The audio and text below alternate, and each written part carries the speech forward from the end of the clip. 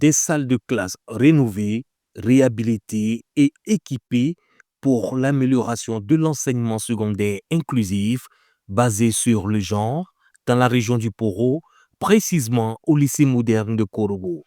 Un plan d'action tripartite entre l'UNICEF, l'Agence coréenne de coopération internationale, KOICA, en partenariat avec le gouvernement ivoirien, traduisant un intérêt commun pour l'éducation.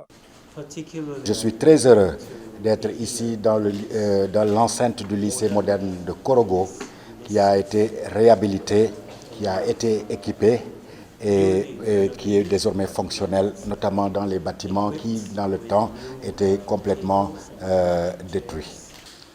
Et je profite de cette visite pour exprimer mes sincères et vives félicitations à KOICA et à son partenaire de mise en œuvre, l'UNICEF, pour la réalisation de ces œuvres qui tendent à l'éducation et à l'éducation inclusive et à la prise en charge.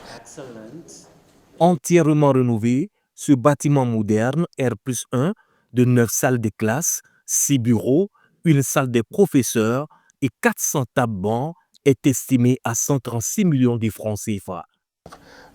La Côte d'Ivoire a une population de moins de 35 ans qui représente 75% de la population. Et je pense que c'était vraiment judicieux de la part de la République de Corée, à travers son ambassadeur et de KOICA, de cibler cette population-là, d'investir en elle.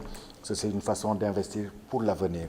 Et le fait que ce sont des projets qui sont réalisés dans la partie nord, Bagoué, Poro, Tchologo, montre qu'effectivement, il contribue également à la cohésion sociale, à la stabilité dont a besoin cette région du pays. Cette réhabilitation motivée par une approche communautaire portée sur la promotion de l'éducation intégratrice est une source de motivation, de fierté et de reconnaissance vitale pour une formation appropriée. Je suis vraiment très heureux et c'est un jour vraiment solennel et un jour de bonheur pour moi.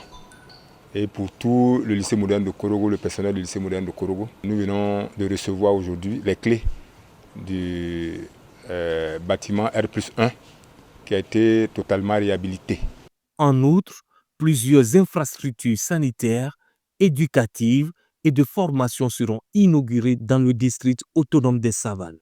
Une volonté politique nécessaire à la formation des citoyens responsables et à l'égalité des chances.